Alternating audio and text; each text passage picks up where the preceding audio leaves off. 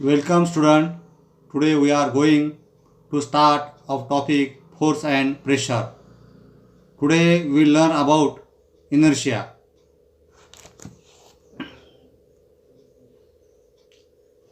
We have seen that an object changes its state of motion due to force. In the absence of force, objects exhibits a tendency to remain in the existing state of motion. बघा या ठिकाणी आपण बलामुळे वस्तूची स्थिती बदलते हे आपण या ठिकाणी पाहिलं आहे. बलाशिवाय पदार्थाच्या वस्तू गतीच्या आहे त्या स्थितीत राहण्याची प्रवृत्ती दाखवतात. बघा जडत्व म्हणजे काय? बलाशिवाय पदार्थाच्या वस्तू गतीच्या आहे त्या स्थितीत राहण्याची प्रवृत्ती दाखवतात.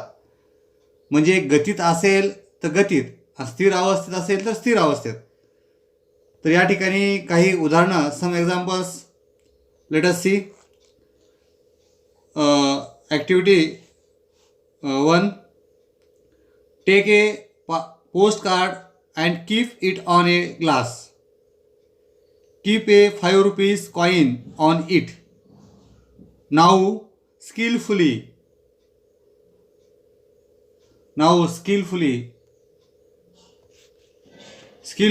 push the card. The coin straight away falls in the glass. Have you ever done this?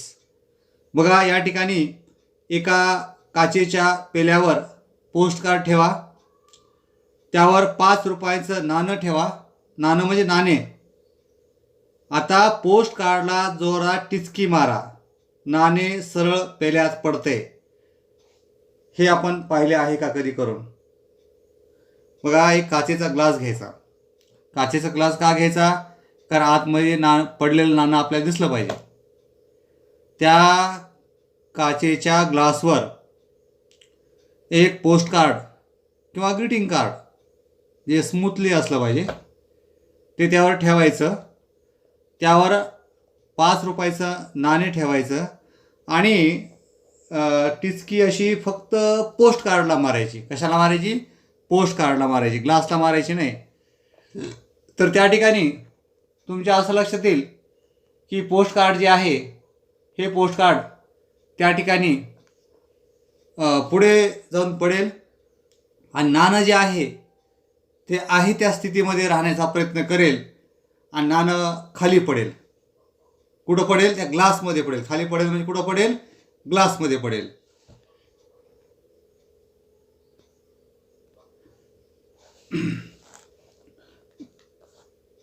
दुसरं उदाहरण या ठिकाणी दिलं आहे. दुसरी ॲक्टिव्हिटी कृती या ठिकाणी दिलेली आहे.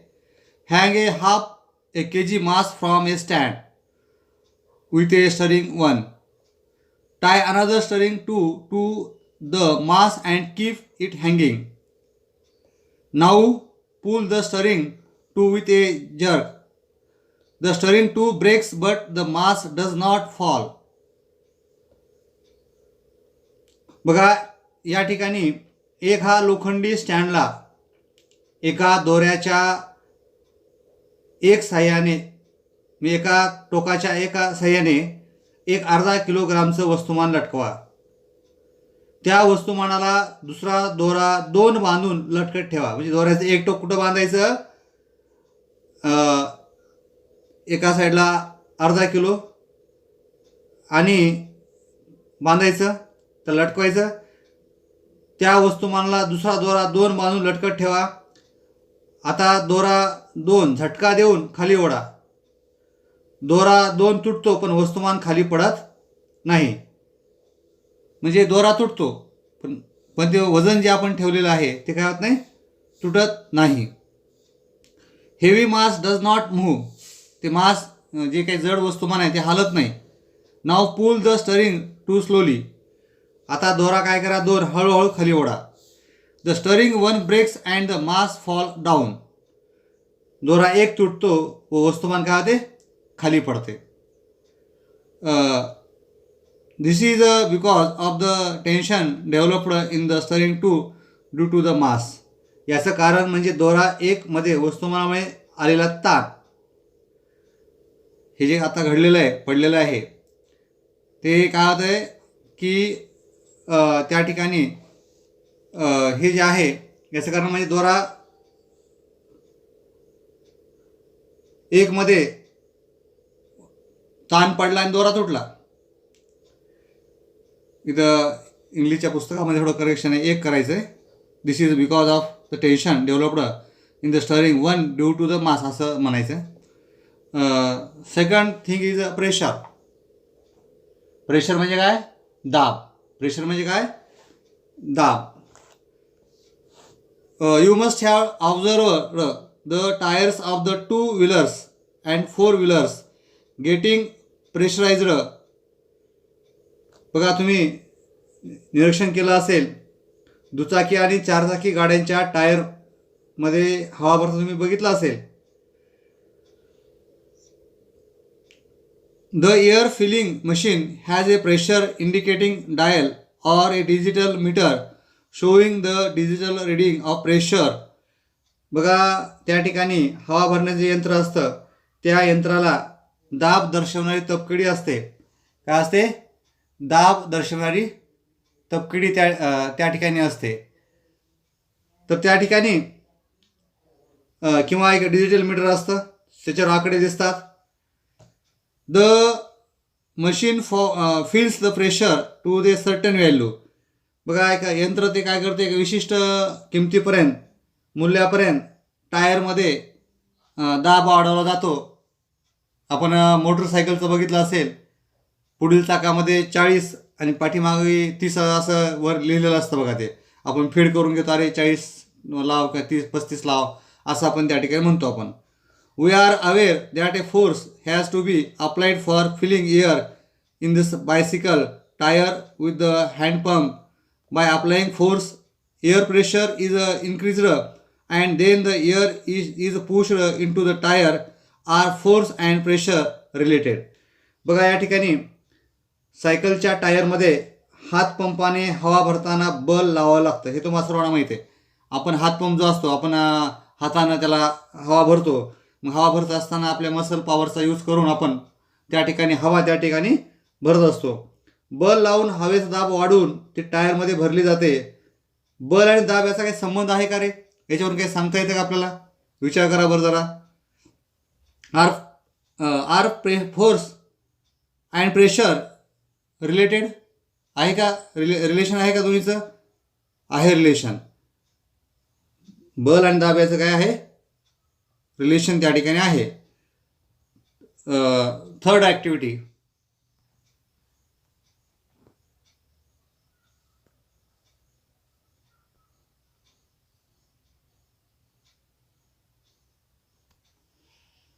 Take a some sharp pointed nails and push them into the wooden plank by hammering on their heads. बघा, काही टोकदार खिळे घ्यायचेत, हातोडीच्या साहाय्याने त्याला फळीमध्ये ठोकायचं आहे. Now take a nail and hold it with the its head on the plank and hammer it down from the pointed end. त्यात एक खिळा घ्यायचा, त्याला उलट करायचं आणि त्या खिळ्याच्या डोक्याच्या बाजूनं फळीवर ठेवायचं आणि टोकदार साईडनं हातोडीनं मारायचं. When pressing the drawing pin in to the drawing board, they get in to the board easily. By applying a force using a thumb, one can push the pin in to the board. On the contrary, while pressing ordinary pin into the board, on the contrary, while pressing ordinary pins with the thumb may get hurt. बघा, आपण आता सांगितलं, खिळा हा जो असतो टोकाच्या बाजूनं फळीत घुसतो, परंतु आपण उलट ज्यावेळेस करतो आपण त्याला की डोकं फळीवर ठेवतो आणि टोकाच्या साईडनं आपण जर मारलं तर त्याने ते घुसत नाही. ड्रायिंग बरोबर बोर्डवर पिना टोचताना त्या सहज टोचल्या जातात. आपण थंबवर लावून त्या सहज टोचल्या जातात. आपल्या अंगठ्यानं बल लावून आपण पण पिना टोचू शकतो. काय टोचू शकतो, पण टाचणी आपल्या थंबला, आपल्या बोटाला, अंगठ्याला इजा पोहोचू शकते. कारण खिळ्याचं टाचणी जी आहे, टाचणी आता पिना टोचताना सहज टोचले जाऊ शकतात. समजा थोडा आकार पुढे थोडा मोठा असतो, पण टाचणी जी असते, टाचणी ड्रॉइंग बोर्डवर टोचताना, कारण टाचणीचं जे हेड असतं, वरचं टोक जे असतं, ते टोक खूप बारीक असतं आणि ते आपण ज्यावेळेस प्रेस करतो, दाब देतो, त्यावेळेस त्या ठिकाणी काय होतं की त्या ठिकाणी ते अंगठ्यामध्ये घुसू शकतं किंवा टोचू शकतं किंवा इजा होऊ शकते. बघा, आपण टोचताना आपल्या अंगठ्याला असा खड्डा पडतो बघा आणि त्रास होतो. हा त्या ठिकाणी त्रास होऊ शकतो.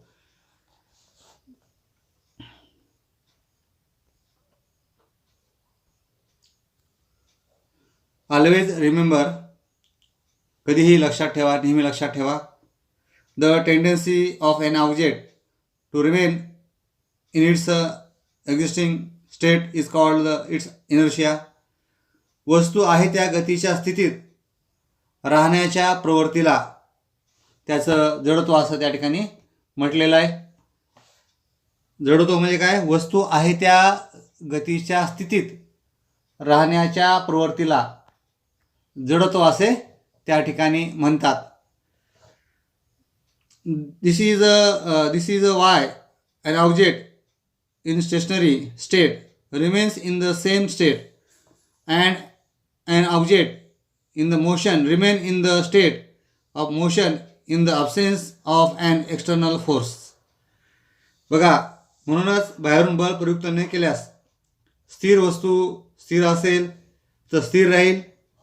ती वस्तू गतिमान अवस्थेत असेल तर ती वस्तू गतिमान अवस्थेमध्येच राहील. तर हे सगळं जडत्वामुळे त्या ठिकाणी घडतं. आता types of inertia.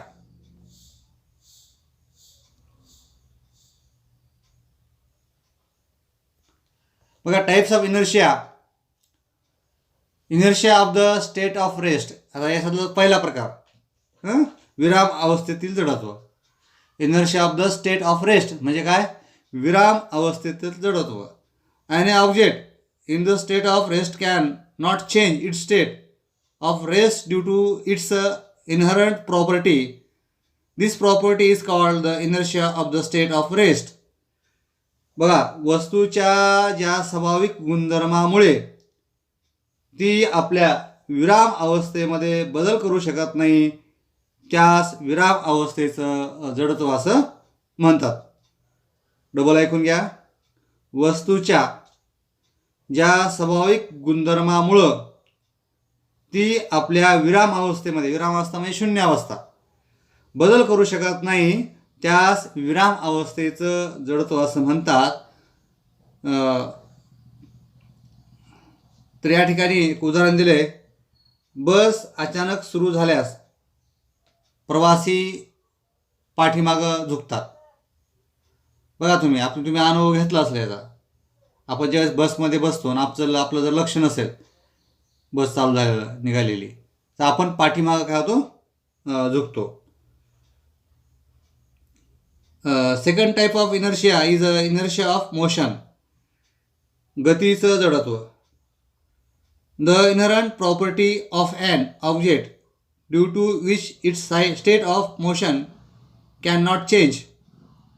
The inherent property of an object due to which its state of motion can not change is called its inertia of motion.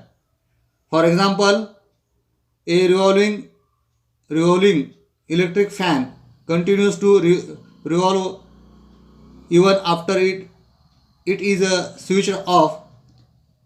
Passengers sitting in the running bus get a jerk in the forward direction if the bus suddenly stops.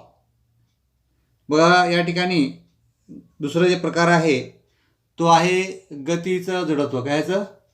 गतीचं जडत्व. बघा या ठिकाणी गतीच्या जडत्वामध्ये वस्तूच्या ज्या स्वाभाविक गुणधर्मामुळे गतिमान अवस्थेत बदल होऊ शकत नाही त्यास गतीचं जडत्व असे म्हणतात. उदाहरण बघा इथे दिले, मी तुमच्या लक्षात येईल ते. फिरणारा विजेचा पंख, आपला जो सिलिंगला पंखा जो असतो तो पंखा बंद केल्यानंतर सुद्धा, किंवा टेबल फॅन असेल, बंद केल्यानंतर सुद्धा काही वेळ चालू राहू शकतो. लक्षात. दुसरं उदाहरण सांगितलंय, बस अचानक थांबल्यास बसमधील प्रवासी पुढच्या दिशेने फेकले जातात. कारण बसमधले प्रवासी जे असतात त्या गतीच्या बरोबर जात असतात ते, पण त्यांना माहीत नसतं की अचानक बस काही कारणामुळं जर थांबली तर त्या ठिकाणी ते प्रवासी, त्यांना माहीत नसतं की बस थांबायले म्हणून. अचानक ते आहे त्या गतीनं पुढे जायचा प्रयत्न करतात आणि पुढे जाऊन पुढचं जे सीट असतं त्याच्यावर त्यांचं तोंड, चेहरा आढळतो. अशा घटना घडलेल्या असतात, आपण आपल्या बाबतीत बी घडलेल्या आहेत. तर हे काय गतीचं जडत्व आहे. दुसरे उदाहरण या ठिकाणी सांगता येईल आपल्याला की आपण सायकलचं पॅन्डल मारतो. आपण सायकलचं पॅन्डल मारल्यानंतर थोड्या वेळानं आपण पॅन्डल मारणं बंद करतो. मग बंद केल्या सायकल थांबते का? नाही थांबत. सायकल पुढेच, काही अंतर पुढे जातेच. तर हे काय गतीचं जडत्व. Third type of inertia is a directional force. Inertia, दिशेचं जडत्व. The inherent property of an object due to which the object can not change the direction of its motion is called directional inertia. For example, if a vehicle in motion along a straight line suddenly turns, the passengers sitting in it are thrown opposite side to the direction of turning. बघा तिसरा जो प्रकार आहे दिशेचं जडत्व. दिशेचं जडत्व बघा, वस्तूच्या ज्या स्वाभाविक गुणधर्मामुळं ती आपल्या गतीची दिशा बदलू शकत नाही यास दिशेचं जडत्व असं म्हणतात. आता हे तुमच्या उदाहरण दिलं तर तुमच्या लक्षात येईल ते. बघा उदाहरणार्थ, वाहन सरळ रेषेत गतिमान असताना अचानक वळलं, ड्रायव्हरनं अचानक वाहन वळवलं, तर ज्या दिशेने ड्रायव्हरनं वाहन वळवलं त्याच्या उलट दिशेला आपण झुकतो. त्या ठिकाणी बघा तुम्ही, उजव्या साईडला वाहन वळवलं तर आपण डाव्या साईडला झुकतो, आणि डाव्या साईडला वाहन वळवलं तर आपण उजव्या साईडला झुकतो. याला दिशेचं जडत्व असं म्हणतात. बघा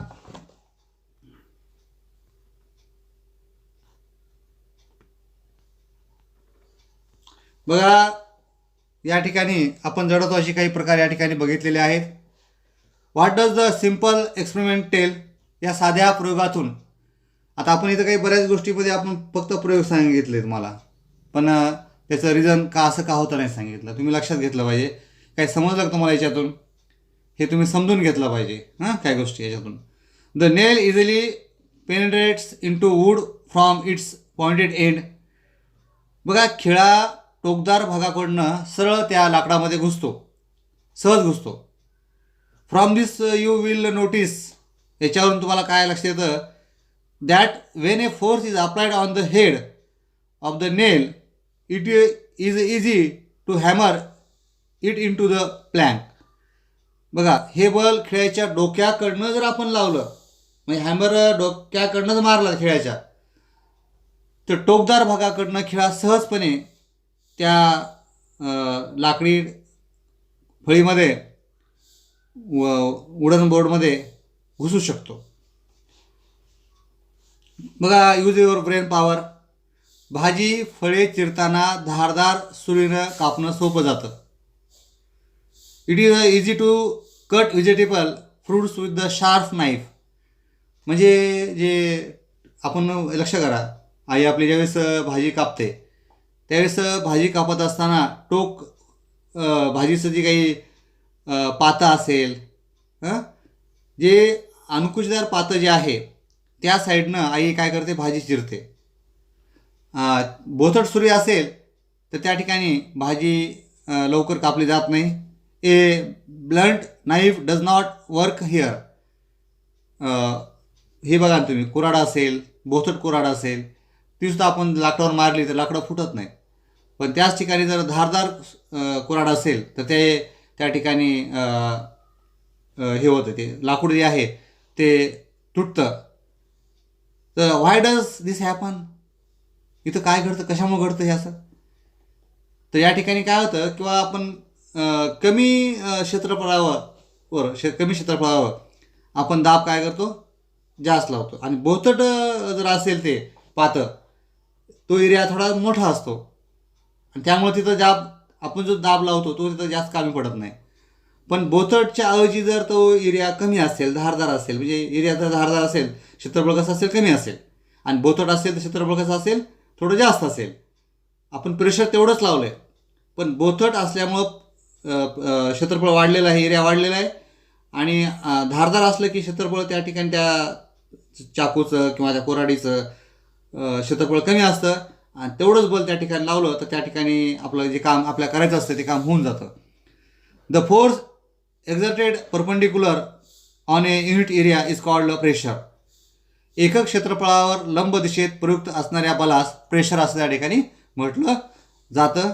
तर pressure is equal to force divide by area on which the force in applied. ज्यावर दाब बरोबर आहे बल, छेदस्थानी ज्यावर बल प्रयुक्त केलं आहे क्षेत्रफळ.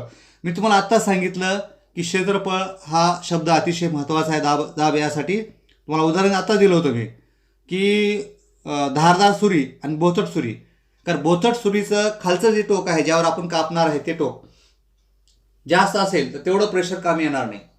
पण त्याच्याऐवजी जर आपण क्षेत्रफळ ज्याच्यावर आपल्याला कापायचं आहे, ते क्षेत्रफळ ते जर कमी असेल, म्हणजे सुरीचं क्षेत्रफळ खालचं कापाय क्षेत्रफळ जे आहे सुरीचं ते जर कमी असेल तर त्या ठिकाणी बल जे आहे जास्त लावलं जातं. आणि बोथट असेल तर बल काय होतं, कमी होतं.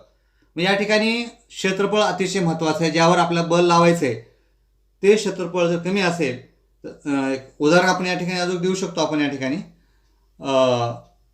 आपली बांधकामातली वीट जी असते ती वीट आडवी आपल्या पायावर टाकून बघायची नाही कधी, पण एक कल्पना करा किती लागते. आणि तीच वीट जर आपण अशी उभी टाकली तर ती किती जास्त लागेल आपल्याला, तर हे एक लक्षात घ्या.